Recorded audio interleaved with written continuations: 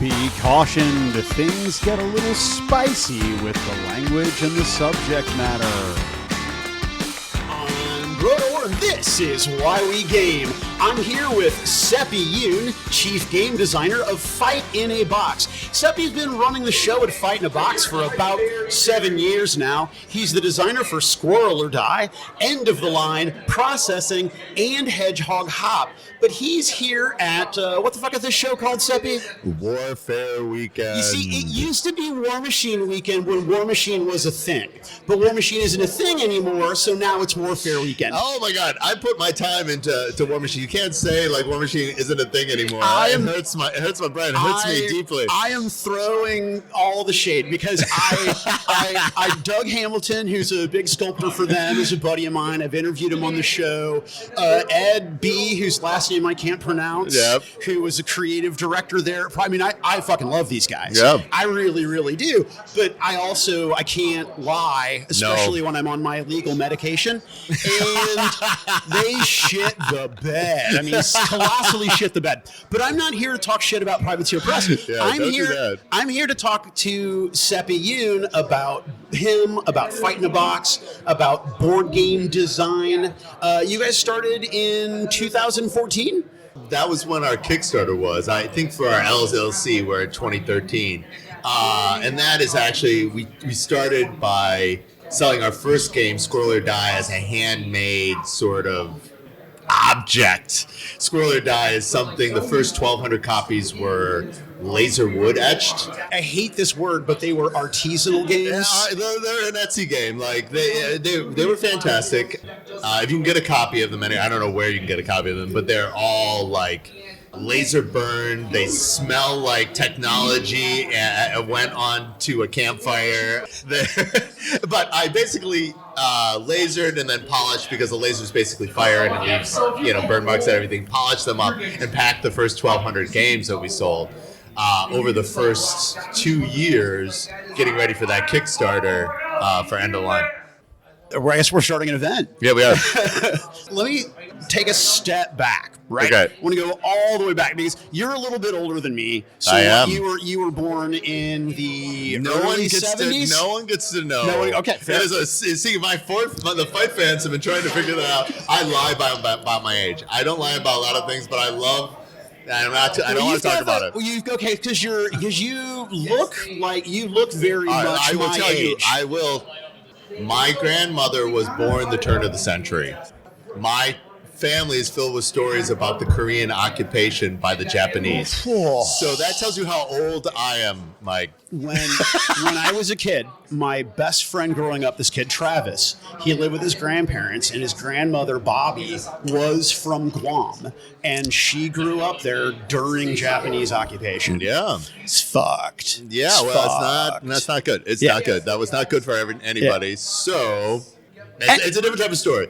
Like, one of the things that people don't know, we teach people who come to this country about a lot of things, and we want them to know about their founding fathers and so forth and whatnot. One thing that they could teach, like, first generation Americans is, all right, you're not coming from a place that's a war-torn shithole anymore. You can dial down the behaviors that you teach your kids, because if they act badly, they're not going to get a rifle to the face. Wow. Yeah, my dad's old, but yeah, I forgive a lot of behavior when you contextualize the environment he grew up in. Now, see, this show's about gaming, but now I want to learn about your childhood. No, my God. No, I grew up Asian in Detroit during the automotive crisis. No, I don't want to talk about that. Fair. Fair. Absolutely fair. So how did you start gaming then? Like, how did you get into it? So you're an Asian kid living in Detroit in this... this is entirely my brother's fault. Yeah. Okay. Yeah, my parents raised success machines, as per the stereotype. Yeah, we talked about this before the show. I live every stereotype you could apply to me. Applies to me.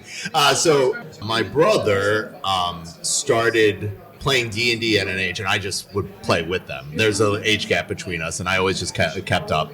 You're like a Gasian version of me. I don't think you're allowed to use the G word. So here's the thing. I just did. And the fact that you're not coming across the table at me and that you're laughing says either A, you're so uncomfortable that you don't want to confront me, or B, that I just made a sound with my mouth and that's all that it is, and nobody's fucking hurt by it. It's a cool one because that is fun and funny, but normally it's a self-title that people use. Like, So then, all right, so it's no one takes. Geisha is tongue in cheek. Yeah, no, I don't think anybody is I massively. certainly meant no offense. Yeah, absolutely. Yeah, it's very For funny. example, I'm a cracker. Now I'm uncomfortable. I have rancid French blood flowing through my veins. Yeah. I own many rifles that have only been dropped once. What is the French word for crispy wafer? I have no idea. Anyway, so your brother's playing D&D, right? He is, and this is during the height of the Shaw Brothers, and I loved being a monk. But every time my brother would kill me off because I do stupid stuff, and he loved baiting me into doing stupid stuff, but I was super young, and I'd run to my parents crying, and he would then negotiate with them, well, what can I do to him? And they're like, well, anything you want, as long as he keeps on playing and you don't kill him. And so he ended up taking limbs from my characters, and they were always monks because I loved the Shaw Brothers, but he loved Monty Python. So eventually I was like the Black Knight from the Holy Grail, and my other brother was wearing me like a backpack because I had no limbs, and he would just throw me at people to headbutt them like a missile. Yeah. And his goal was to get me to quit or kill my own character. The tenacity of continuing to show up, was it because you didn't want to back down?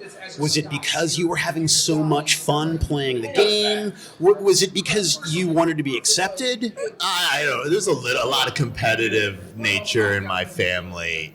And yeah, you don't back down. Like, my two brothers are closer in age. And for example, perception of winning is winning. My middle brother's a much better fighter, like physical fighter, than the older one is, despite the size difference. And they're all like properly caucasoidal sized, like 6 foot people. I am not. I did not get those genes. My mother's from the ghettos of Boston, so I'm half where? Irish, like Everett. You're half Irish. Yeah, half Irish, half Korean.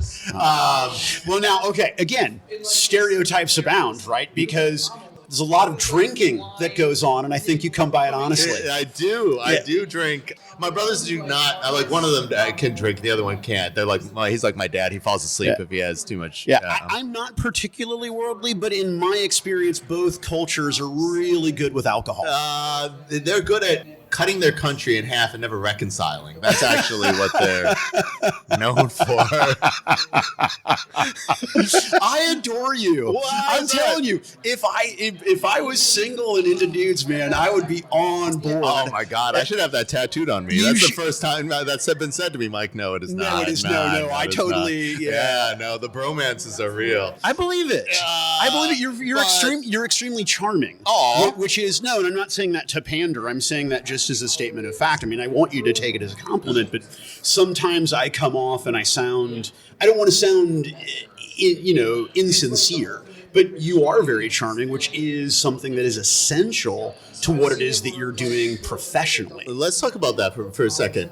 I am actually an introverted person, but being forced to interact with folks for when I was an adult, so this is me, but this is a very specific, worked on, polished version of me. You always hear like performers who have a different side, like Jim Carrey and Robin Williams. You all talk, you see those people, you assume they're all extrovert and whatever in the case. They probably are because they need that energy, but that they have this other side.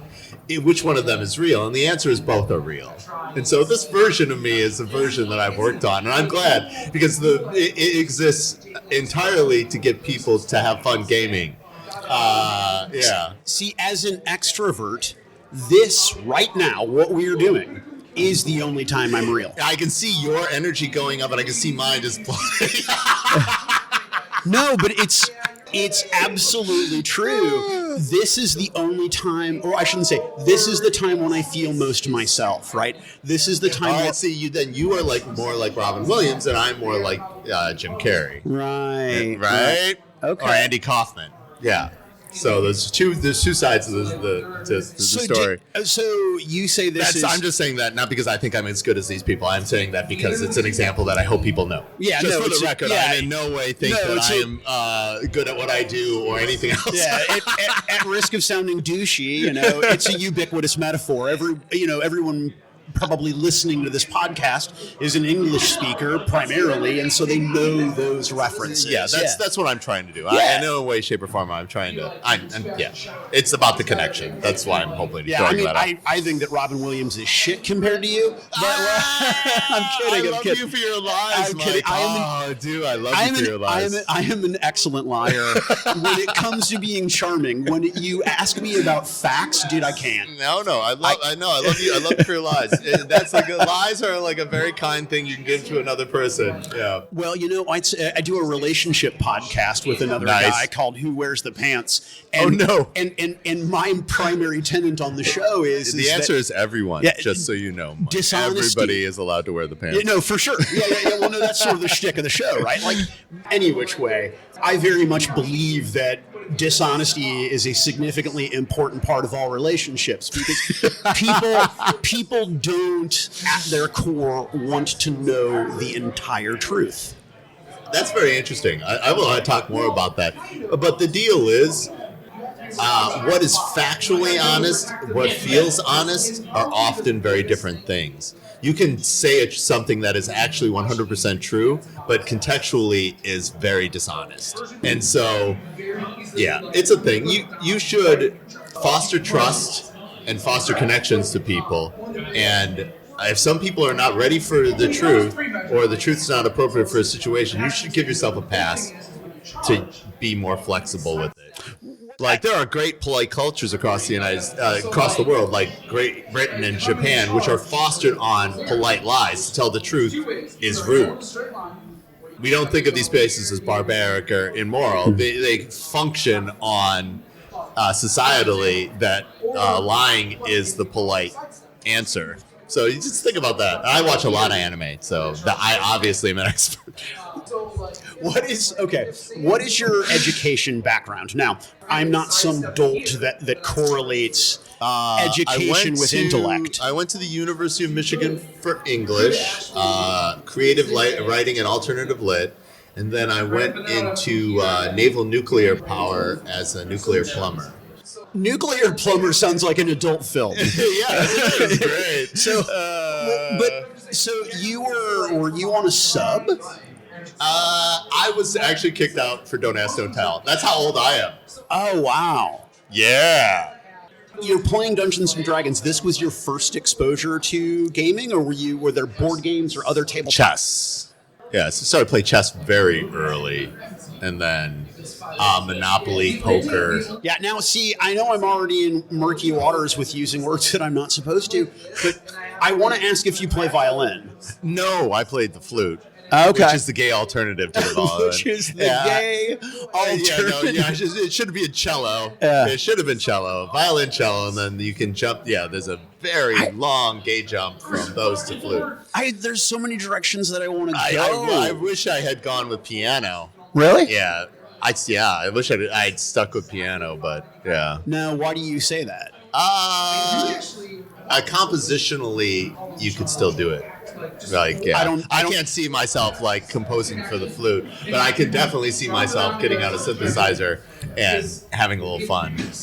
But I don't have the keyboard skills for that. Why not go back to it? I'm old, and I'm already doing a lot of things. and by doing a lot of things, and just going back to you being charming and hustling at shows. Yeah.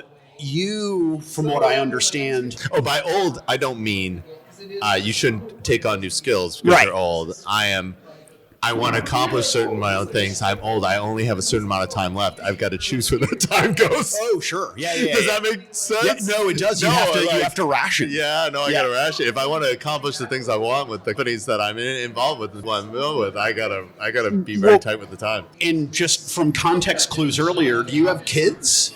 Oh, no. Okay. No, all right. I'm too damaged as an individual to ever inflict this damage on another set of people. What? Oh my God, we are the same person. I don't have. Oh, anyway. Oh, now I wish I would. Oh, well, now I know what you look like naked. Yeah, like that. Yeah, we're the same person. Well, I've lost a lot of weight recently, and really how many pounds? 30 odd. Wow, that's great. I lost 46 pounds during COVID. There's a word that people are using that you're not supposed to use, but I think it's hysterical. But like what word? COVIDicity or COVID, like. Oh, come on. Okay, look. Because I don't want to start a thing, but Don't start a thing. But during COVID, people went either chunk, hunk, or drunk is the way, or all of them, or all of them.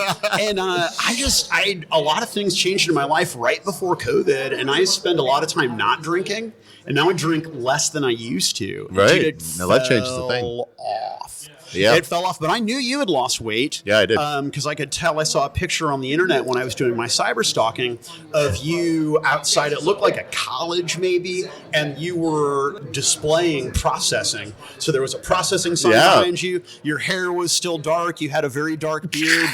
But I was like, oh my God, yeah, he dropped some pounds, man. I did drop some pounds. Yeah, absolutely. And what did you do different? Oh, I got a divorce. Fuck. I'm sorry. Oh, it's all good. It's all good. Oh man, that's brutal. Yeah, no, it was bad. Yeah, I don't want to go into the details of my poor ex-husband, but yeah. Yeah, no. It is a deal. But that I get, a major life change that would cause an impact like that. Yeah, no. What happens after a major life change is that you evaluate things, and I realized that my personality is actually tofu. It really just has a texture, doesn't really have a flavor onto it. And it just absorbs the things that it's mixed with? Yeah, and there are things that I like about me that had gotten completely disappeared. And so one of the weird things about me, because of food allergies and whatever, is I can eat the same thing every day. I'm a person who likes routine. I'm a person who go days without seeing another human being. All these kinds of things ended up coming back up. And so what that ended up doing, and I became really tragically poor, is that I set my autopilot to do these things. And you'd be amazed what kind of fitness and other goals that you can make, physical goals, when you no longer have to think about them. So you set your autopilot. Your autopilot says, Seppy, you don't have a car anymore. I guess I'm walking. Seppy, you're not eating crap anymore. You're just eating when you need to, and you're enjoying the food that you have, and that's it. I'm like, that's really poor. That's great. I'm gonna do that. And so, yeah. Does that make any sense, Mike? It does, but does that have anything to do with, like, that sadness is a major downer? Like, no. I can feel your listeners. No. All four of them just drop off. Oh no. That's hurtful. I have hundreds of listeners all around this great globe, and particularly Australia, man. The fucking Aussies. I love the Aussies. They love gaming podcasts. I do. I love them. Yeah. It's nuts. So you've been doing this professionally since 2013. Yes, all I've been doing since 2013. When did you get divorced? Last year. Okay, I guess officially it's this year. So fight in a box has been a thing long before the dissolution of your marriage. Yeah. Okay. Yeah, I didn't know if there was any correlation between that change and then a change in the company. No. I stopped being an adult in 2013. My ex-husband and I had an agreement where I let him take time off, and he did, and then I took time off to start the company, and that's how it happened. Like people in and around our age, I'm just going to say that, I really became like an adult around .com, and so I was director of marketing for software development companies for a decade plus. How did you get into that from an English degree? In 98, if you could say the word internet, you could get a job in the internet. So that's the short answer to your question. So I ran a local publication in the Twin Cities for gay youth called Up Magazine, and it had an online version. And so, like a creative scouting firm said, "Hey, do you want to do stuff for us? We see you do all the photography," because I did all the photography for that project. And I ended up helping launch BestBuy.com. So, and I was doing the photo processing for the first digital workflow because they used to do it all on film. Mike, you're looking like your mind is blown. I'm very old, Mike. My mind is. I was there at the birth of the internet. I saw Al Gore give birth out of his uterus. The internet. That's an image of readers. Now they're gone. Yeah, now you're down to 4. No, but this is why people tune in, is to see the pustulate tendrils of the series of tubes crawling its way from the afterbirth, right? Yeah, no, the weird thing, because he's got a butt pussy, right? So it's no. Oh my gosh, no. He's whatever he needs to be, like every Tennessee politician ever. Yeah. Speaking of tofu, that just absorbs what it needs to. It does. Any which way. Yeah. So does that answer your question? It does. But the interesting thing, I gotta use that word too often. Thing? Yeah. God damn it. For me, what's fascinating about doing this in this pursuit of interviewing people is that, yes, you have answered one question, but in doing so, you have just thrown other questions all over the room, right? And I don't know which one to pick up. No, they're all boring old guy stories. No, it's not boring old guy stories. Filled with boring. Okay. I'm like a pinata for boring old guy stories. You hit me, and then you've lost 10 minutes of your life. You are fascinating, and here's for many reasons. Again, I love you for your lies. Well, no, seriously. Most of the people that I know in the hobby industry look like me. Most of the people that I know in the hobby industry, and we already said that I am you, and therefore they all look like me. Yeah, but so now I know what everybody in the hobby industry looks like naked. Thanks, Mike. Yeah, by proxy, we all look like average height Asian men. Yeah, who go to the gym on occasion, just enough to maintain at our age. We have to. Yeah. I don't want to. Yeah, I don't want to be obnoxious about it, but I need my clothes. I need my clothes. Yeah, right. I mean, I don't want the chicken arms or whatever. Yeah, no, I get it. For the listeners, you do not see Mike and I both flexing and showing each other our biceps. Yeah. That is a thing. Yeah, no, it's true. Happened. Yeah. It is absolutely true, because I have to. My psychiatrist told me, he's like, dude, first of all, you're fucking old, right? And no, we talk more about Dungeons and Dragons than we do my mental health. That's good. It's amazing. Oh, Dungeons and Dragons therapy is really, really, really good. No, it's fantastic. But he's like, look, dude, you're fucking old and you're fat and you need to exercise, because if you don't, you're just going to get worse. At your age, it's no better. You have to work out just to be healthy and maintain. Oh my God, you lose something like 10 to 18% of your muscle mass every year after 40, especially if you do not you don't do anything about it. Yeah, that's a weird statistic. You guys should look it up. But the atrophy, like, people should know that Asian people go from looking like I look like to full avocado in like a very short period of years. And I'm starting to experience that phenomenon. Like, I went to the doctors with my... can't say that. No, you cannot say that. No, it clearly was a test, Mike. Good job. You passed. I went to the doctor and they're like, you've lost a half an inch of height. I'm like, you can't get fat up. I got fat. I got skinny down. Like, what is that? Yeah, no. You can't be a day over 53. It's all good. But when I was doing my cyber stalking and just going back to the subject of diversity and inclusion and change in the industry, recently you took part in Asian American Pacific Heritage Month, right? Yeah. So I saw on your Facebook page there was a video about that. So there was a hashtag Asians in the industry, was something else that I had noticed. And so there was a lot of talk in that video and on some Facebook posts. I even saw that my buddy Pete Petruccia chimed in from Imagining Games, who just crushed it with his fucking Chew Kickstarter. Yeah. That he participated in that as well. So what is Asians in the industry? All right, so one of the most awful things about the 80s, after, of course, the previous pandemic of AIDS, the resurgence of hate crimes against Asian people. In the 80s, Vincent Chin was a Chinese American who was beat to death by two unemployed automotive workers in Detroit during that crisis, and they never went to jail. It's a really weird thing to feel like somebody can beat to death somebody who looks like you because they mistake you for Japanese, and then nobody will ever have the consequences from that. So it's a really sad landmark civil rights failure for hate crimes against Asian Americans. And so that's the 80s in Detroit. And so obviously last year there's an incident where the guy in Atlanta decides he's going to take out all those people at the massage parlor. And then also the resurgence on people who are like, this pandemic is China's fault, so I can hit an old Chinese woman. And I'm too old. And so I was like, I can't do anything. I can't be trapped at home and feel terrified that America thinks it's okay to do violence against Asian people again.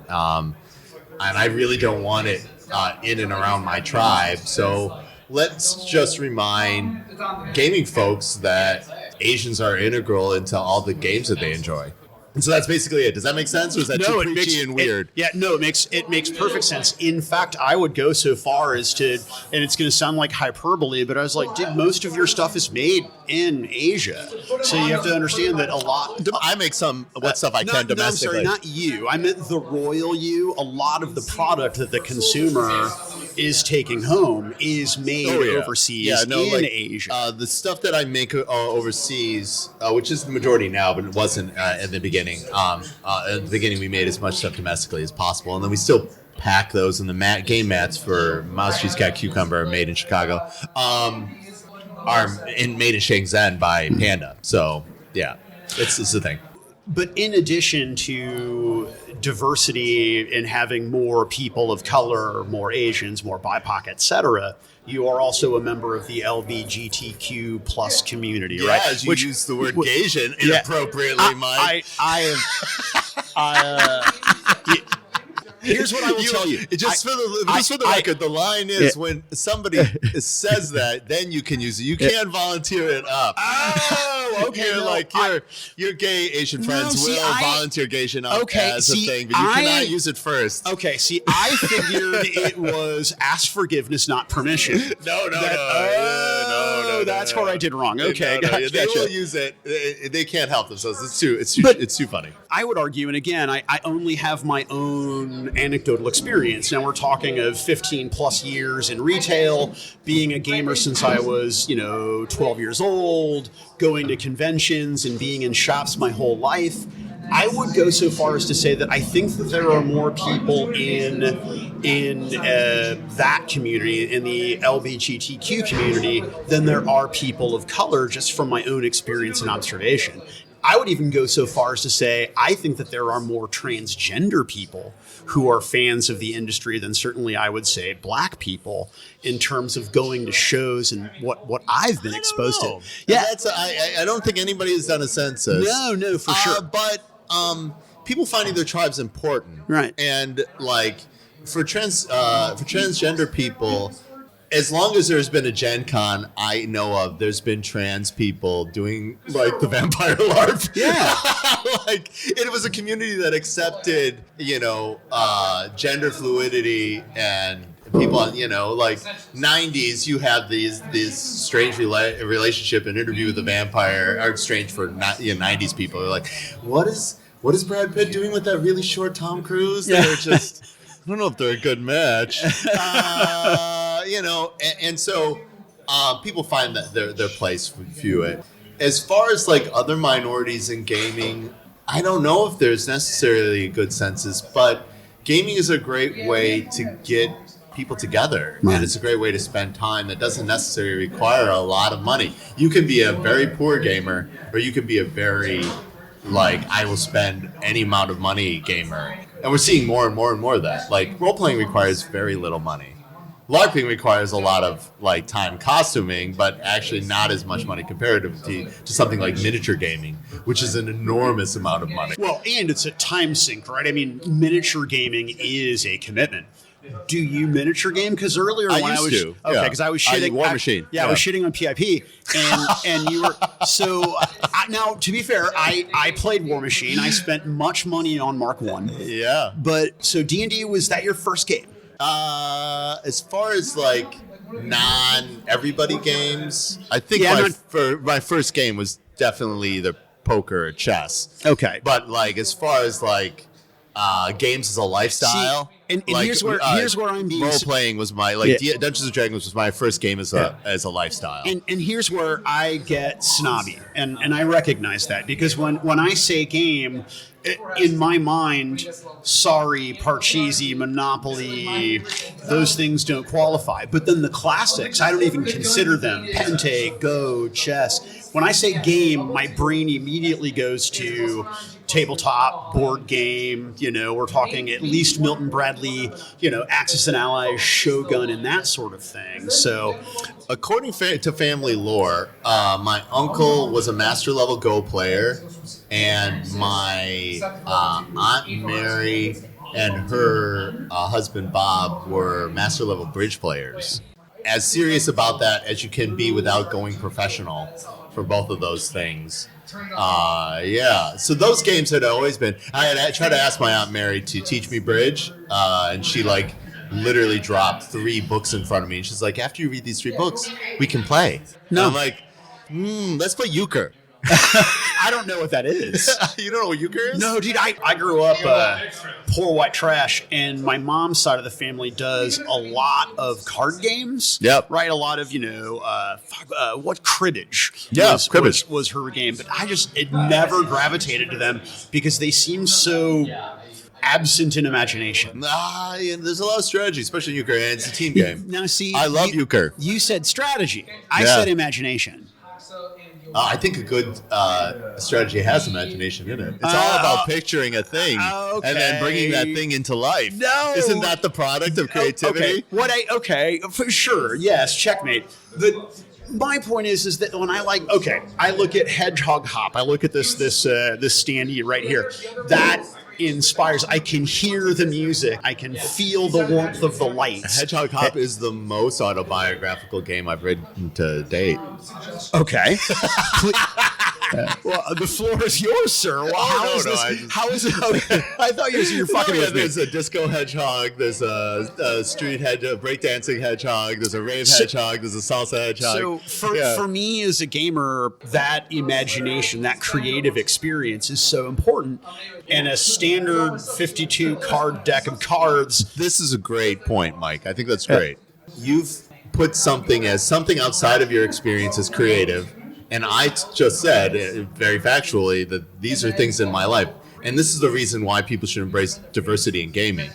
Something that is just my life, I bring here, and you're like, wow, that's so creative. And I'm like, this is just me projecting and imagining something that I had a real life experience with. And since my life experiences are different than yours, it opens sort of the imagination window for you. Does that make sense? It does. That's literally the reason you embrace diversity in gaming. The best analogy that I use to explain why diversity is awesome is food. Being a child of the 70s and 80s, think about how much Mexican food, sushi, Indian food have all made America better for their inclusion. Thai food, Vietnamese food, like these are foods, there was a horrible stereotype. I'm not going for Vietnamese food. I don't eat cats. I don't eat Korean food. I don't want to eat a dog. That was the environment that I was raised in. I grew up that way too. Yeah, no, and it's not as bad, but everybody now is like, oh yeah, give me this, curry infused blah blah blah, or before the coffee explosion, all these other kinds of stuff. This idea that we were all eating and doing the same thing wasn't actually awesome. Food is a massive beneficial for travel and experience and diversity. Does that I know. contextually follow, or did I just go off into old guy rambling mode? No. I don't think you went off an old guy rambling mode. I think it makes a tremendous amount of sense. I think that the issue that the hobby is going to run into is fear of cultural appropriation.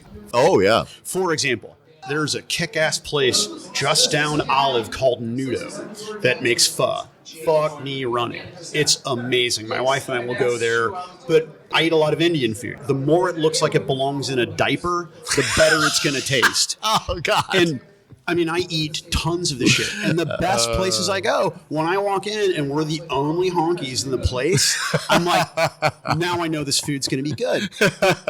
I'm uncomfortable buying a game about Africa and African fantasy and running that game because I'm not black. All right. So here's a couple of things. Number one, my culture is not your costume is the general landmark of cultural appropriation. If you do not have a real connection with the thing and you're not going to appreciate the thing, you cannot wear the thing to get attention. That I get. Yeah. If you really appreciate something and want to make it like involved, you could find somebody and explain that to me and that have them in it, and then you guys could be in it together. I think one of the most amazing things about gaming is the people who make games in the community and how they support each other. So that's the thing. The weird line is, when do you my love for a thing allow me to have access to that thing? And you should ask that question. You're like, oh, I really love this thing. Can I do this thing? And then people will say, well, your thing has to exist outside of you being there and explaining your story. Can you do that in such a way that people are going to not feel like attacked by what you did? Because the object stands on its own. So for the one, there's a lot of good ways to make that happen. But obviously, that's a thing. And there's always a pendulum of social acceptability that we're going on and going through. But I like the fact that we're having that conversation. We're connecting more because we are having that conversation. Obviously, for me, raised gay and Asian in Detroit, I don't have, my personality being tofu might have the fact that I did not really have anything to do with something that I could log onto myself, nothing I could identify with in the environment that I grew up with, which was all white middle class or lower middle class auto working kids, right? I grew up in the white, shitty suburbs of Detroit. So, yeah. Where gaming was a thing. Gaming was good. It was good for gaming. Well, dude, Minnesota and Wisconsin, there's something in the goddamn water. Yeah, absolutely. It's nuts. There's a reason I ended up in Minnesota, yeah. Really? Yeah. That's right. I mean, for now. Yeah, well, no, I love Minnesota. I'm also built for the cold weather. That's one thing that after all these tragedies and all this walking around, I'm walking around in shorts now, and it's like 30-degree weather. I'm like, yeah. Were you always like that? I was for a while, especially through college. But if you've ever been to Michigan during winter, it is always just above freezing, and you don't see the sun between November and April. It's the third least sunshiny state after Alaska and Washington. I don't think I want to be there. It makes it so I don't ever need sunshine, but it's a thing. You never see the sun in Michigan between those months, but it's also never that cold either. And so lake effect is a real thing. So, yeah. We got off on a tangent. We were talking about cultural appropriation, and somehow I talked about the fact that I grew up with no strong culture that I could identify with. You grew up significantly influenced by Caucasians everywhere. No, well, I don't know if influence is the right word. Probably it's in antithesis of. I was told that I'm not you. Especially being a gay Asian kid, you're different. One of these things is not like the other. No, I gotcha. One of these things is not the same. But that shape of that is obviously marked. Either if you're inside the shape or outside of the shape, that shape marks you. Does that make sense? No, it makes perfect sense. Yeah. Too much uncomfortable amounts of sense. Well, for example, my parents have one of the first multiracial marriages that was legal in the United States. It was illegal for white ladies to marry Asian men until 1967. Jesus Christ. I think that's the right year. And this came a fact because American institutionalized racism did not like the fact that they did not let Asian women migrate to the United States during the railroad era. And then Irish women found their way to the United States during the potato famine. And so there was a large bachelor population of Asian men and single female Irish women at the exact same time. And guess what? Those communities found each other. Well, Americans were incensed by that, and so they passed a law that said it was illegal. And that was on the books until 1967. My parents have one of those first marriages that it was legal again. Unbelievable. Yeah, it sucks. And so there's no culture of people that it is illegal to, like you're emerging. Now there's a lot more identity, like, hey, I'm half Asian, and all this kind of stuff. And we have a more common experience. And I have a common experience with other, kids of immigrants and so forth and whatnot. If I'd say like cultural identity, it would be that might be a thing. Do you face discrimination from other people for being white adjacent? My Korean relatives were brutal about it. So like Asian on Asian racism is a real thing. Like one of my favorite comedians, she's like, yeah, me and my husband are married. He's half, she's like, I'm half Chinese, half Vietnamese. He's half Japanese, he's half Thai. We both agree that Koreans are the worst. Yeah, that's the joke that's made in there. Yeah, I have a friend from Taiwan, and it's unbelievable. That's why weirdly Asians in the industry is a big deal, because getting all the Asians to agree that people should not confuse us for each other and then kill us is something we can all agree on, and we make good games.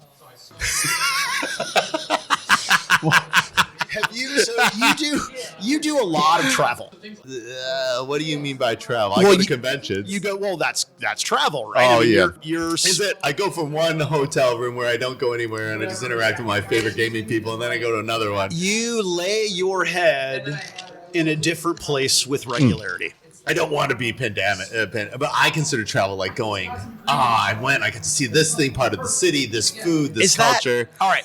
I don't want to be that problem person, but I don't want that confusion. I am literally going from tribe of gaming people to tribe of gaming people. Yeah. Which is amazing, which is one of the reasons why I started this endeavor, so I could go to shows and meet people like yourself and talk about the industry, right? Like, anyway. You did stalk me from one convention to the next convention. You came to my hometown. And you said, hey, can I get the thing? And I'm like, can I come to you? Where are you going to be? I'm like, I'm going to St. Louis. You're like, So this is how the conversation started.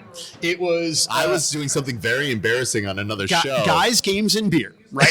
And I was very bad on that show. Speaking of, I can't remember his name, but he had the culturally inappropriate cue.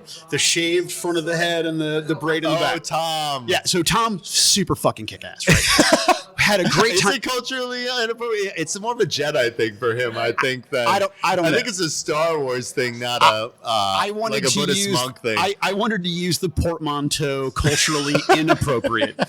Actually, it's not a portmanteau. Anyway, I was trying to be glib. So I'm talking to him. He's just keeping that mullet back in the case of Tom. Dude, stop. Jesus Christ. Speaking of guys that are old, I had no idea he was pushing 60. Oh, yeah. I love Tom. It's crazy. No, he was amazing. I mean, he gave me, well, never mind. So, whoa. He pointed out that he's like, hey, if you want to talk to somebody who's really interesting, go talk to Seppy from Fight in the Box. What? And he didn't tell me he did this. I'm coming for you, Tom. Swear to Christ. So I'm high as fuck. And you've been hanging out with those guys. And that's my illegal medication. I have my card in my wallet. I'll show you. That's right. It is legally. Yeah. This is my. Yeah. You want to see how professional they do? I printed that on my printer. Nice. Yeah. For your anxiety. Yes, it is for my depression, actually. Oh, there you it go. Always puts me in a better mood. So, any which way. And you were in your cups, if I may say. Oh, was I? And I came over, and I'm like, hey, I give you my business card. I introduce myself, and you're like, what do you do? And I'm like, well, essentially, if you took Joe Rogan and Hunter Thompson and they had a baby and they did a podcast about gaming, that's what I do. And then we had the conversation about... Then they would take Horsty Wormer and both die horribly. But ivermectin that you suck out of a toothpaste tube versus actually rationed for you and prescribed by a doctor are two different things. But the point is, and we start having this conversation about who would be on bottom and the nature of their relationship. And now you don't do that. Like people, this is what straight people do. They always want to know, like, positionally. Like, I wouldn't go like so. Oh, totally on bottom. Does your wife suck a mean weenie? Can you describe it to me? She is a fellatio. She is an aficionado of fellatio. That is a portmanteau. So, yes. I don't know, seriously. You don't ask those kinds of questions about another person's whatever unless you have a certain relationship with them. But people take it overly familiar. Making a joke about someone who was like Hunter Thompson. Right. So, right. And then somebody like Joe Rogan, that's, the answer is Joe Rogan. I used to think, like, my previous bosses, I would have great detailed conversations with my family and friends about their sex life because it fascinates me. But they're your family and friends already. Well, I'm talking about when is it appropriate to ask which questions when, and when it's not real and you're doing a bit. Right. And I think that was the thing. Like, for example, I would never, ever ask you to get into what it is. A bit like does a thing that says it's okay because blah. And I don't know if it's okay for a lot of people. For me, I'm old. I'm not Stonewall gay old, but I'm old. And so I accept that kind of stuff. This generation, you got to accept what is funny has changed. Yeah. And what people let happen. And and it's good that what is funny has changed. Like blackface is not funny. It wasn't funny when Tom and Jerry did it because it was hurtful. But now we don't allow that stuff to happen, right? Right. And so the same thing, like somehow somebody based on their sexual position is less than the other person. Which I just don't believe that. And and not everybody understands contextually when you make a joke that's going on, and that's why you make those jokes with people that you know who know already, rather than. Does that make sense? No, I don't want to be that guy. No. It does make sense. And honestly, I, as a middle-aged Caucasian, right? Like and as somebody who wants to do media to some degree, I do. But also we like jokes. Yeah. Right? And figuring out what is jokes and why is jokes and what's funny and so forth and whatnot. There's a little push and pull. Like, the older you get, the meaner the joke, the more accepting that you are. But one awesome thing about modern comedy is bullying isn't funny. Right? And so you see a lot of people like myself, the humor is self-reflexive, right? Self-deprecating, because that's acceptable. Because I'm not bullying anybody but myself, and I'm not really bullying me. Right. So I can get my mean joke in there that I think is funny because I'm a broken person, but I'm not actually bullying anyone. Does that make sense? It does make sense. So I think that for me, as an individual, as an audience member, as potentially an entertainer. Obviously, you and I get along hysterically and funny. I think you're hysterical, Mike, and I think it is great. And I would never. So, for example, I mean, there are people with whom I would never behave this way. Right. Oh, and you saw me like I said, on Guides, Games, and Beer. I'm out of control. Yeah. I'm giving a much better interview now than when they like fill me with drinks and encourage me to act badly. Badly. Yes, very, very badly. Yeah. But that is something that I get concerned about. And as someone who does media. Oh, you're not the only person who's doing TikTok. And I mean, how do you navigate those waters? Oh, well, there's a lot of different things. Like there's a lot of established comedians who are like, hey, I'm doing my thing. This is my expression. Don't I have this thing? And then they have to go, well, audiences change their appetites for this kind of stuff. You've seen a lot of comedians, established comedians going, why are young people not funny? But if you look closely, there is an update version of them doing jokes that they are long that young people will follow. And I'm old now because I get to use the word young people. Yeah, no, it's when that's one of those moments in your life. Oh, no, my God. I had somebody who was 33 hit on me, and I was like, I remember drinking adult beverages when you were not alive. That's awesome. No, I don't know. 33, no. And then my friends are like, 33, he's an adult. I'm like, no. Are you kidding? Dude, if I was single and a 33-year-old woman was interested in me and be like, hells yeah, I'm in. I'm like, oh my God. Because one of the things that I like, and we have this rapport, is I don't want to have to explain all my references. Oh, sure. And I also don't want to have the conversation while I explain something is funny or I'm not fucking your references. Right. Right. I'm maybe not. I am. Yeah. I'm not doing that. No, I don't want to unless that references Joe Rogan, that guy's hideous troll. Yeah. he could bench press me. I know that he could. But I did want to talk about media, though, and your media presence, and particularly what kind of traction you're getting with TikTok. Oh my God, I'm loving TikTok in a couple ways. My TikTok is super tiny, but I am experiencing it as somebody who's outside of its generation and seeing the threads of things that apply now through when I was director of marketing for software development companies, like the things that they're saying in a minute or less succinctly that I'm like, oh my God, what these things are validate my life experience, because these things that they're advocating are true now and they were true back then. I would greatly recommend, if you are a content creator, going to the content creator tools and looking at the videos for content creators from the TikTok people.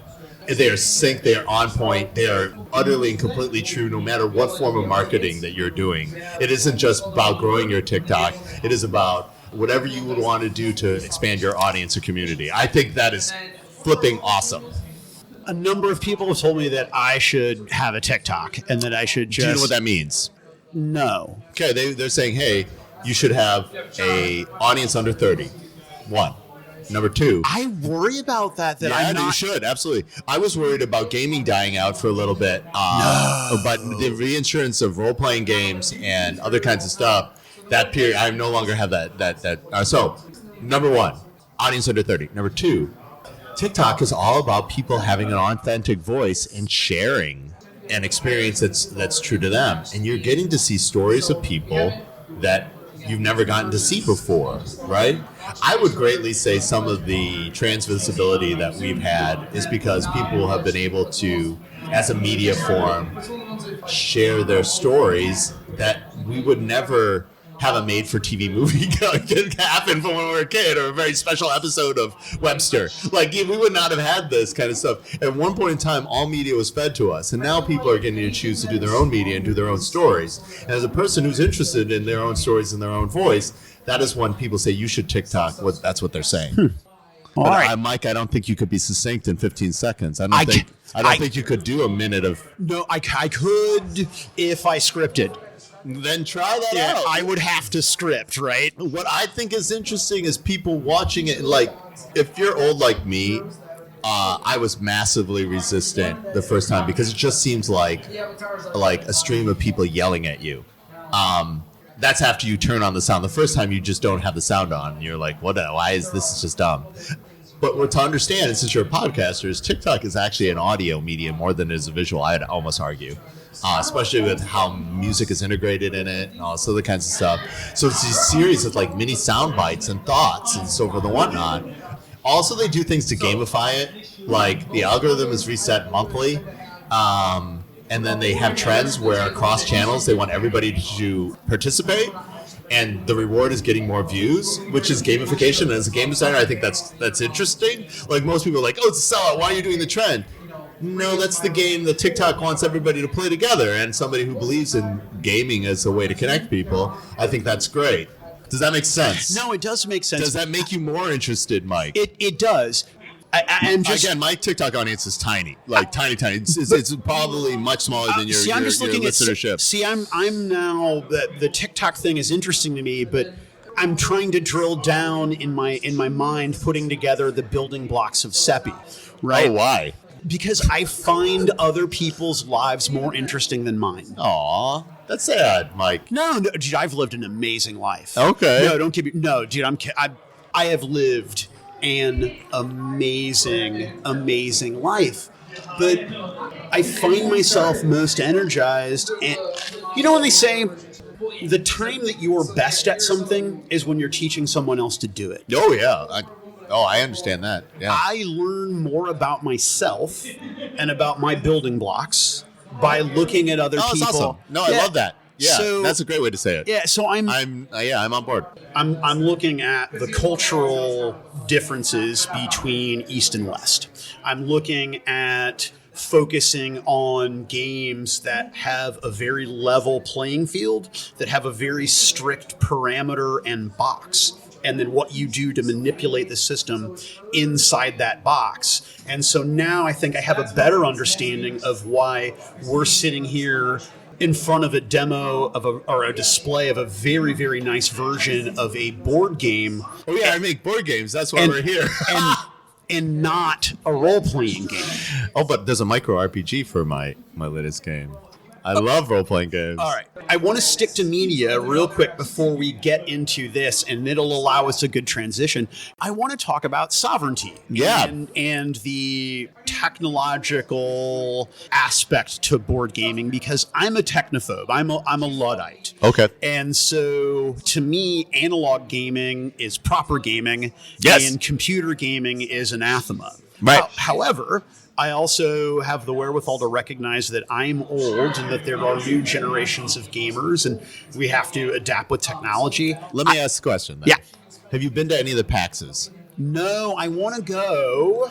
You've been to all these other hardcore gaming conventions. I have. All right, so the largest gaming and game stores, if you had a good financial fitting or whatever it is, really blew up. Your favorite local game store probably had their best year this last year, if you did not know. So I, fortunately, am very, very plugged into the local scene, and St. Louis is a glut for choice on retailers. So yeah, I mean, You know that they're doing well. It's nuts. Yeah, so that's great. Well, guess what?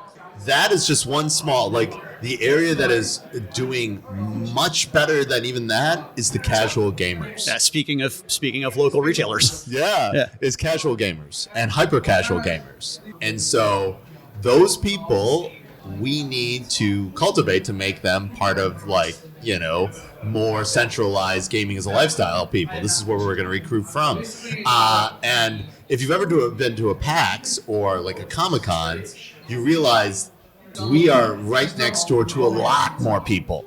And computer gaming has so many more people than tabletop gaming. And so much more money. And those people are really interested in jumping into tabletop gaming. They're ready. They want to make it happen. And so the digital board gaming platforms is two things. Obviously, we have a pandemic. We also have social distancing. If you've ever heard the term con family, a person's con family is real. I've been doing, conventions now for 8 years, and there are people I see at 2 of the conventions a year, 1 of the conventions a year, and then I connect with. Well, that's more than some of my family members, and that's certainly more than some of my friends that I might see less frequently. Because when I see these people, I'm now spending the whole weekend with them, right? Think about how many people you go on vacation for a weekend with.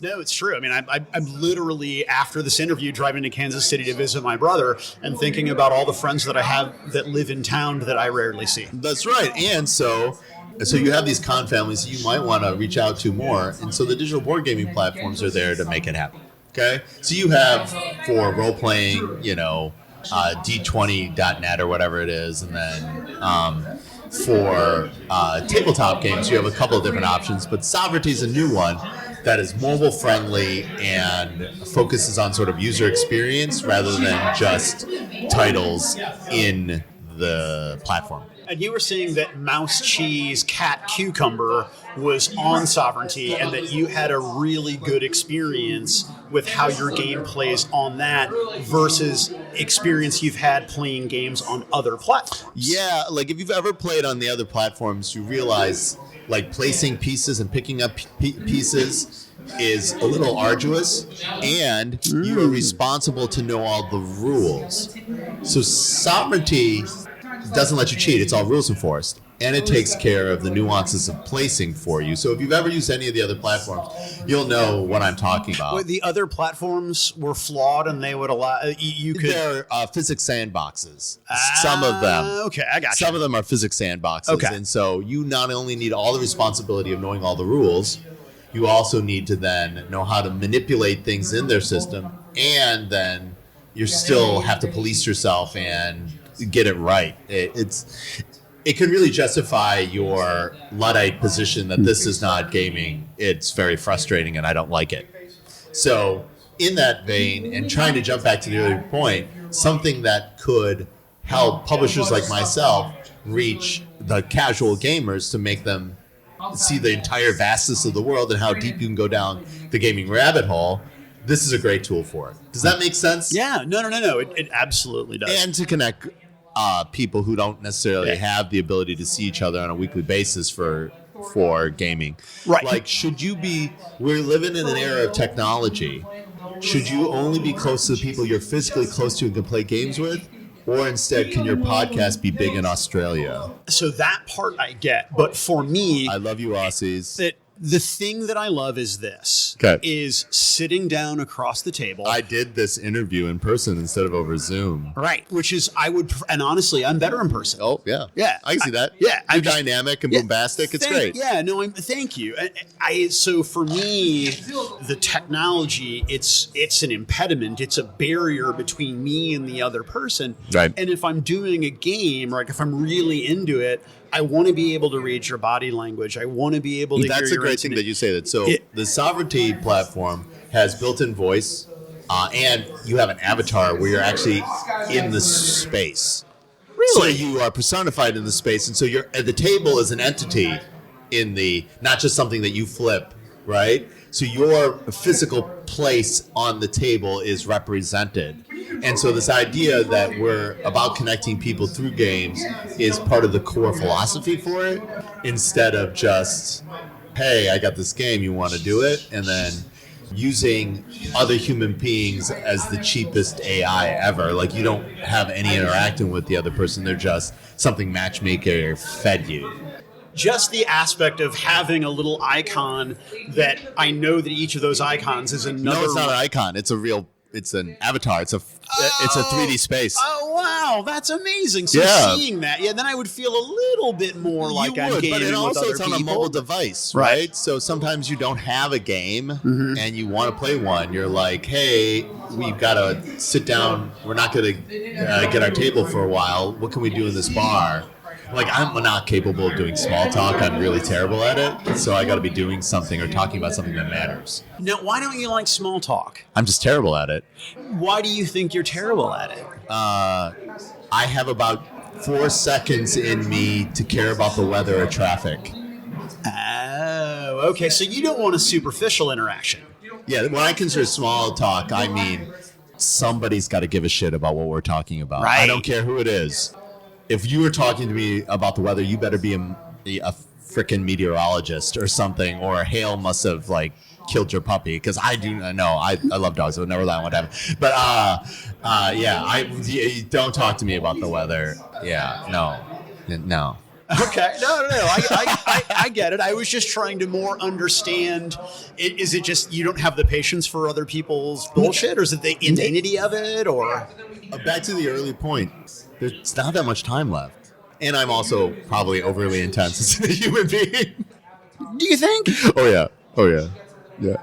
Okay, so I often tell people that I am a divisive individual, that I'm a divider of people, that I'm too much for some people. And I get that. Do you... do you divider bad, Mike. Polarizing, okay. All right, so explain to me the distinction. Okay, so a divider is a person who's putting things forward in a conversation that makes people pick a side and then see them adversarially. Okay. And that's bad. That's the opposite of connection. I do not need in this environment to remind people why we don't get along. There is enough media and things about why we don't get along. Okay. Just not worth it. It's bad. Flat out. I'll just say it's bad. Polarizing, you can't really help. You're like, I'm interested in this thing. I'm interested in this thing. Some people really don't like what's something that's highly polarizing, like pineapple on pizza. It's correct.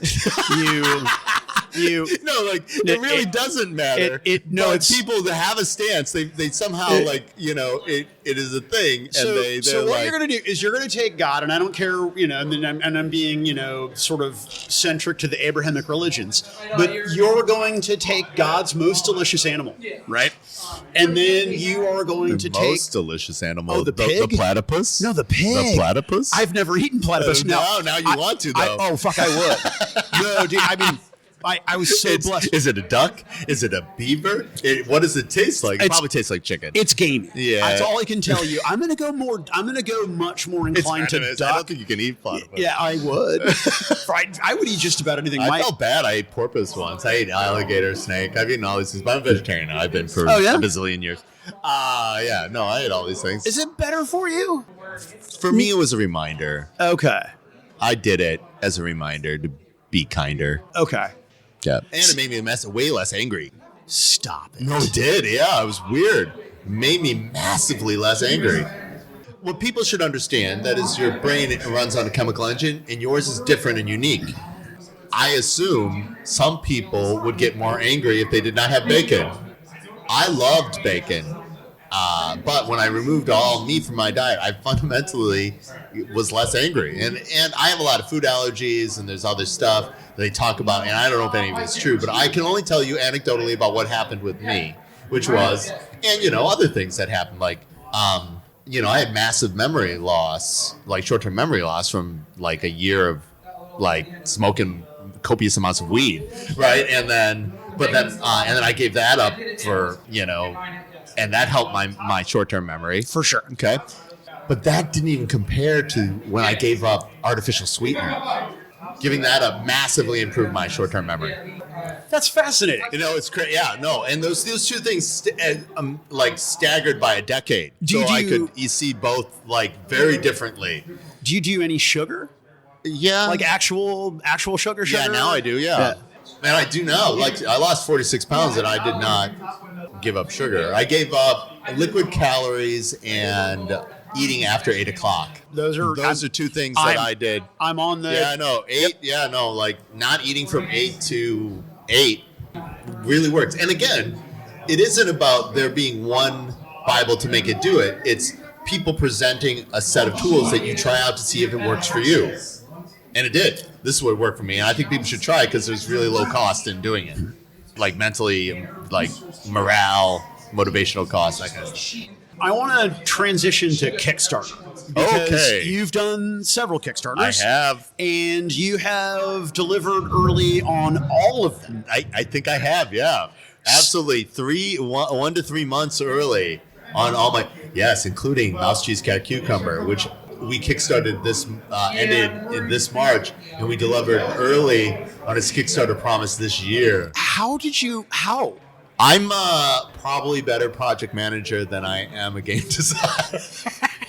I don't say that. Yeah, it might be true. I don't know. It's true. I love Mouse Cheese. Is a fantastic game. The reviews on it is a fantastic game. But I was highly motivated to make it happen, and I did. Now, one of my TikToks is about calendar math and like project management for game projects. In a minute, I'd go through the 21 weeks between when your game is manufactured to when it is sent out in fulfillment, and how you position that in relationship to Gen Con. How do I follow you on TikTok? Fight in a Box. All my stuff is Fight in a Box. Okay, so fightingabox.com. Yeah, I managed to push out all the Brazilian Jiu-Jitsu people who had that before me. They probably are mad about it. It was, they were like, oh, yeah, the ring is a box. No, I remember Joe Rogan mentioning that. He tried to buy fightingabox.com. He was pissed, yeah. Oh, Joe Rogan, why are we always in antithesis to each other? It's because you're crazy because he's a horse dewormer. He did not take horse dewormer. He took ivermectin prescribed by his doctor. Oh, God damn it. All right, so let's get away from this. Yeah, let's get away.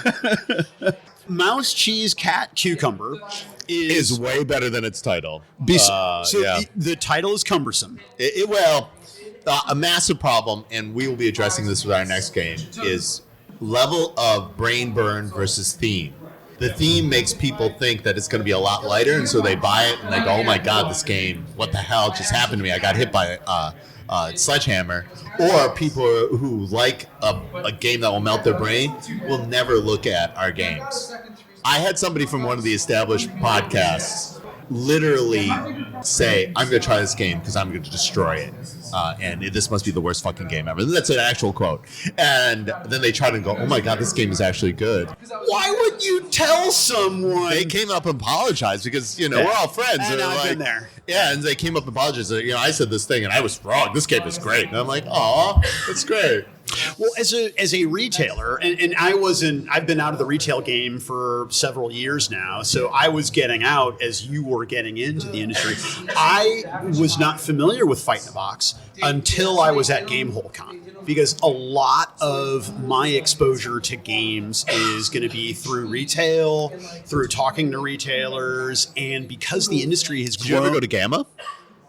So I have been to GTS or the Gamma Expo, whatever the fuck they're calling it now. Yep. Yeah, no, I've been to many of them. I've been. Yeah, you must have jumped out when I started going to those because I got elected to the retail division board in 2015 at that GTS, and then I quit my job working for the Fantasy Shop in August of that same year. So I stepped down from the board because I was no longer a retailer. Okay, that was the year. Yep. Then yes, we missed each other just barely. Are you in regular 3-tier distribution? Yeah. Distribution is our biggest channel. Is it? Yeah. Oh, so then, okay. When you're doing a Kickstarter, if you don't mind, and I don't want to be too specific or no, it's good. I try to help people out wherever and whatever. How much of your market penetration, meaning your sales of the game, X percent comes from Kickstarter and Y percent comes from actual 3-tier? If 3-tier is your primary way of getting game sales done. We are old school about that. We want the Kickstarter and the Kickstarter backers to accomplish what Kickstarter set out to do, which is get the project off the ground. We don't profit from the Kickstarter. And if you saw the Mouse Cheese Kickstarter, you realize we made a lot of items that are just for backers to thank them and crazy stuff. Like, for example, the high-end version of Mouse Cheese is all hand-numbered. There's only 210 of them, so we want to... What it really is there to do is to get, number one, a fan base of people playing the games, because people buy games that people are playing, number one. And number two, give a one-to-one connection with our fan base, because the Kickstarter community should be looked at as their own community. But then financially, number three, we really want it to set us up so when it goes into retail release, because we have a community, because it is proven, retailers can embrace it safely, and then that channel will be a success. And if the game makes any money, that's an if, it will make money there. So Kickstarter's there. In a good world, it breaks even. The project breaks even, and then all getting a war chest ready for the next game comes from retail sales. Is that model antiquated? I think so. Yeah, I don't think that's what people do anymore. I think people GameFound's emerging too, right? It's not only Kickstarter, it's all crowdfunding. My buddies at Chip Theory, their Kickstarter, did it break $3 million? It might have.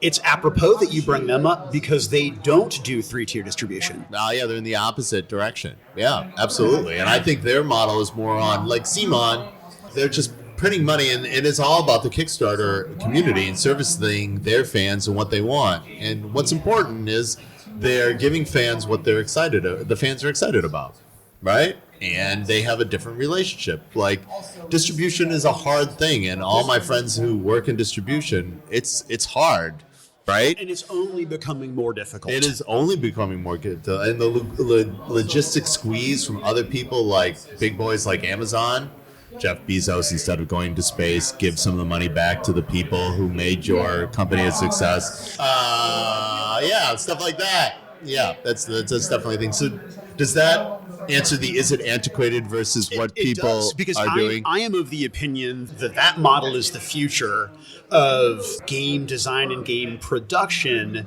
I don't think that retail's ever going away. I think that as human beings, we are always going to crave physical... Do you know third place theory?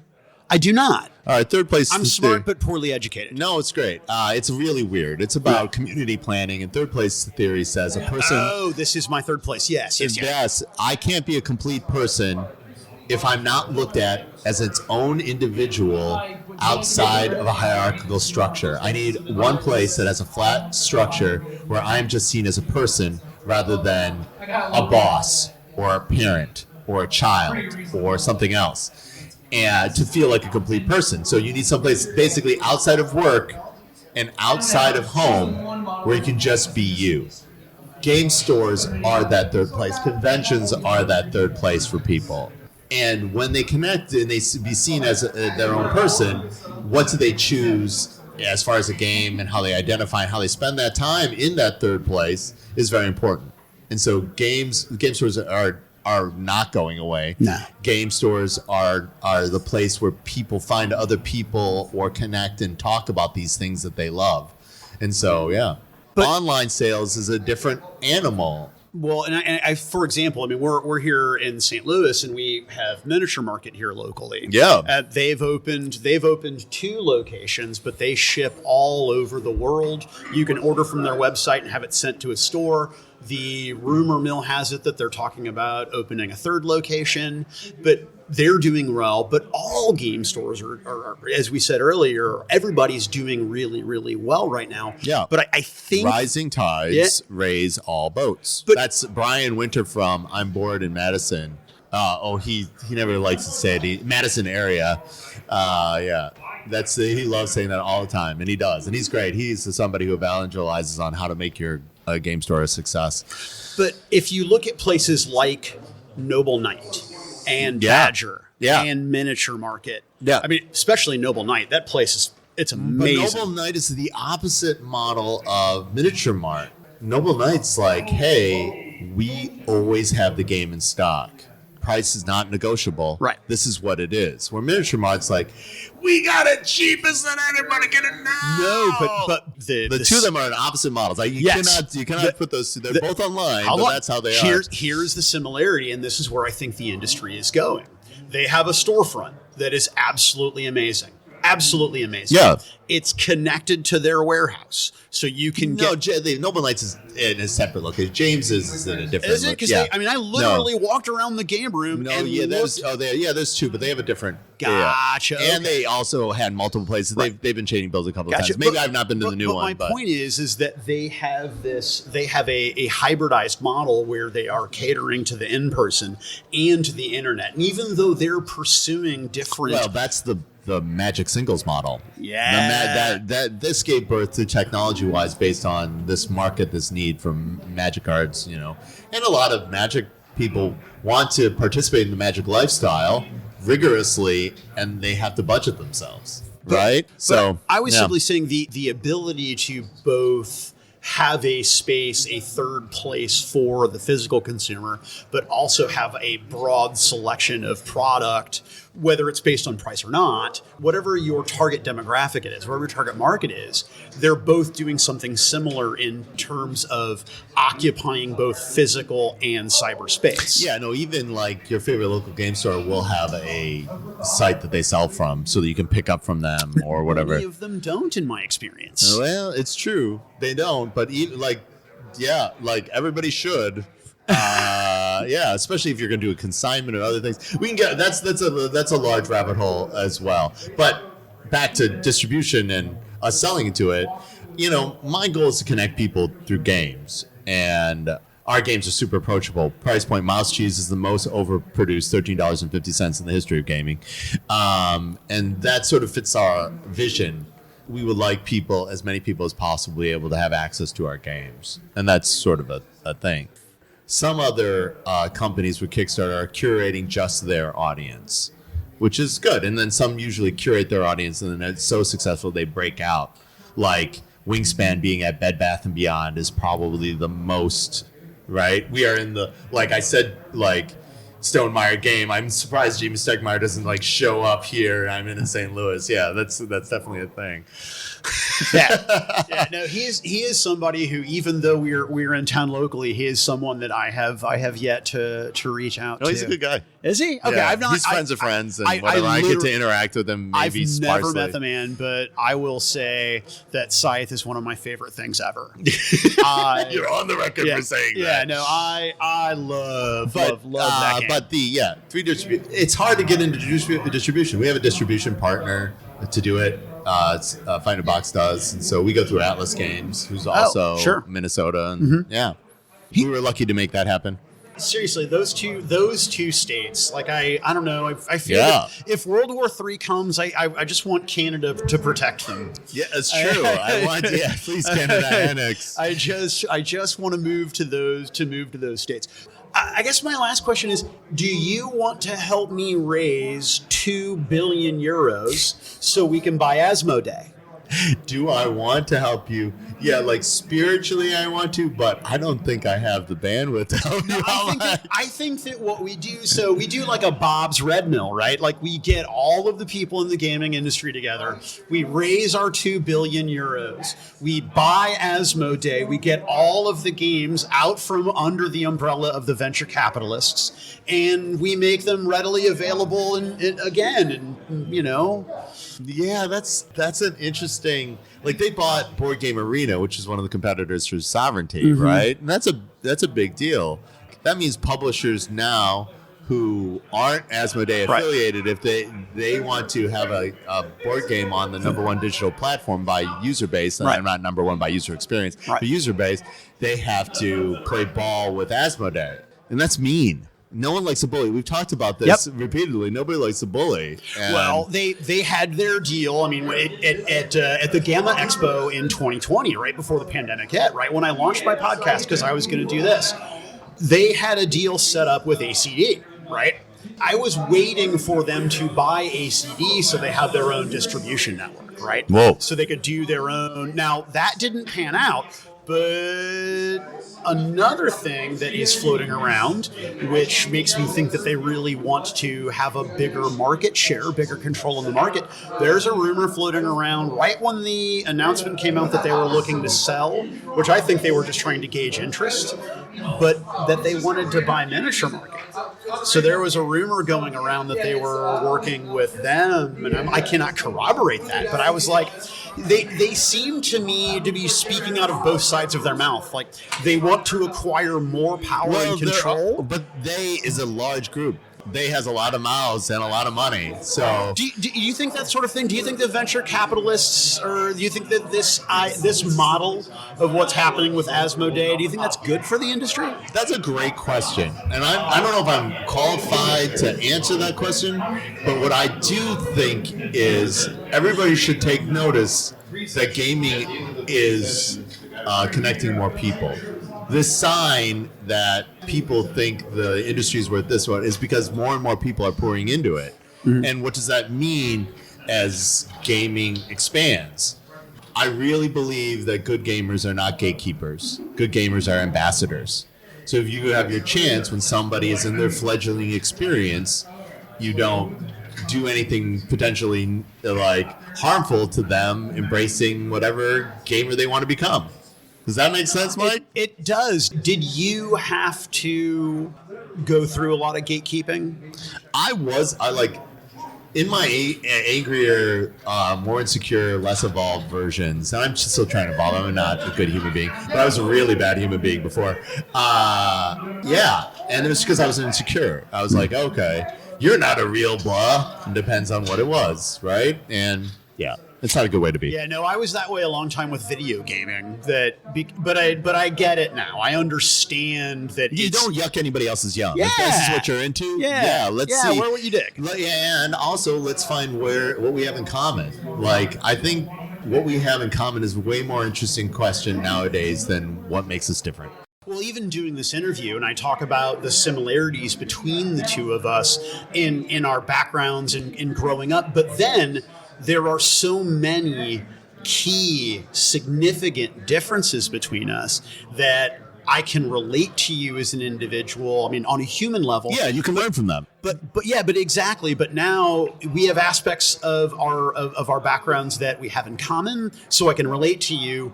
But now I can look at your experiences through your eyes and see, okay, so I really wish before somebody's allowed to have a political or highly divisive conversation with another human being, they first have to play a game together and like each other before having any such conversation. Yeah, no. I think the world would be a very different place than like this. Yeah. You're like, oh, I liked you, and like, oh, or I still like you, and like, I feel like that would afford us a lot more, at least kindness and sympathy and empathy than anything else. And I think maybe that's a better way to go about things. I don't know.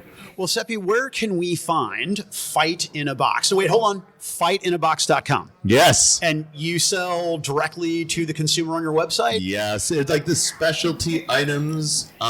That's how we get away from the miniature marts, like selling my game processing for $9. Yeah. Fight fans, if you're listening to this and you need a Christmas gift, that game's fantastic. Go get it. May I say something too, just to clarify? And Miniature Market is not sponsoring this. It would sound otherwise, Mike. But it really sounds like this, and this is sponsored by Miniature Market. No. If we were sponsored by anyone, it would be wizardsupply.store. I don't always shave, but when I do, I make it ritual. Wizardsupplies.store. It's my buddy Chris's company. Anyway, so what was I saying? We're wrapping it up. Market. Yeah. So just because Miniature Market is selling a game for $9 doesn't mean that it's a bad game. No, it means everything about how they model games. They buy everything in bulk, whatever it is, and when it's hot, they sell as much as they can, right, and then they turn it all back into cash so they can do it again. Exactly. And that's one of the reasons why the people like Chip Theory and whatever is don't go into distribution, because that is massively devaluing the game of like somebody like myself, right? And driving the price down. And honestly, like it makes it very hard. But then by the same token, you almost have to do business with those. No, I let people do what they want to do. Right. And it's my job as an adult in this to embrace the behaviors that people want to do. Right. And there's some people who can only afford one of my games when it's massive on clearance, and that's great. And there are other people who say, Seppy, give me that premium stuff, because I know you don't offer it anywhere else, and I know it helps you and me the most as far as like most fabulous collection. Seppy, I could talk to you forever. I really could, because that's what hell looks like for so many people. No. And again, I'm not trying to blow smoke, but where are you going to blow that smoke? Mike? Please tell me. You know what? I've been with the same woman for 30 years, so I'm ready for some spice. I'm spice melange. It will fold time space. No, I'm so lucky. I mean, I benefit from diversity in gaming. That's right? awesome. Because I am of the opinion I'm going to do a Facebook video, because I do these little editorial report things. Nice. And anyway, I think feminism is a big factor in the current success of gaming.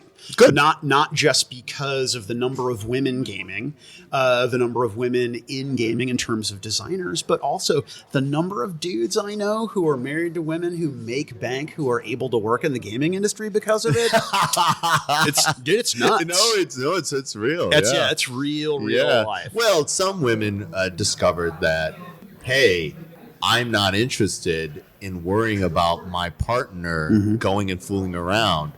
If I have a nerd, the only thing he's doing is that nerd stuff, and I can take that off my mental plate of worry, because gaming is a lifestyle. I don't got time for fooling around. I got time only to game.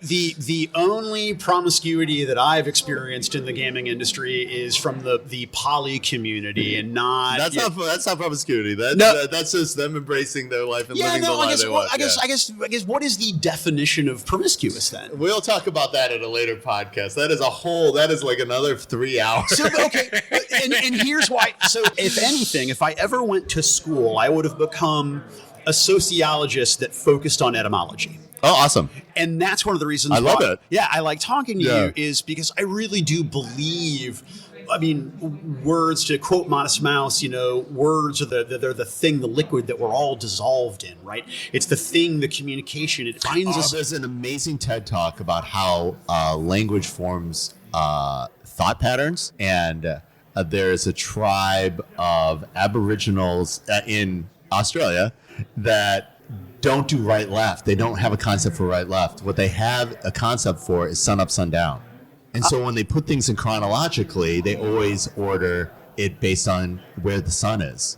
And so watch that TED Talk. It's fantastic. So they literally had them do this and not telling them that they were doing this, and they sat them in a different direction each time to see which way they do it. And they did it in like based on where the sun was going to go each time. So if they had it, had them line up east-west, they went this way. If they had them line up north-south, they went, it was great. And this is why we should not have super long podcasts. No one wants to listen to this, Mike. What are you crazy? I disagree with you. And your nemesis Joe Rogan, I think, has proved that people like long form podcasts. Is he my nemesis? I don't I'd have to be equal to the task. I think he can beat me up. He's probably way bigger than I am. I tell you, I'm always armed. Because I'm a good old Missouri boy, and I had mine taken away at the airport the other day. Bastards. Yeah, I never. And any which way, because most men are bigger than me too. But nobody hits as hard as my mom does. So with a flip flop. Yeah. Oh, I see. No, dude, fist, man. Oh no, I'm sorry. No, dude. Again, it's not. This is not the show. This is not the show for me to break that down. Yeah. Honestly, sir, it has been a pleasure. You're amazing, but the last thing I want to do is I got the opportunity to play Mouse Cheese Cat Cucumber, and it is an asymmetric hidden rolls, asymmetric maze building tile laying game that has a game design feature that I love in a lot of games, and that is the iconography. As a dyslexic, it is amazing to me to be able to look at a tile and see the symbols and know exactly what the thing does, because the icon basically, just like hieroglyphics or pictures speaking 1,000 words, this thing tells me everything I need to know, and I don't have to look at a book. I'm also dyslexic. Yeah. That's why the arrows are two different colors for the rotation, so I don't have to remember. The arrow could look either way to me. It doesn't matter. I know the dark arrow goes one. Jesus Christ, we're the same guy. We are same guy. Except you're successful and dedicated. I am not successful, but I am dedicated. And hardworking. I am hard. And I have ridden the wave of white privilege to a lazy midlife crisis. Well, Seppy, it has been a pleasure. Thank you so much. Mike. Thank you. Music by 99 Instrumentals. Audio editing by me. All rights reserved. Feel free to share this shit with your friends. I don't know, music, promote me, talk about how great I am. But don't fucking steal it, please.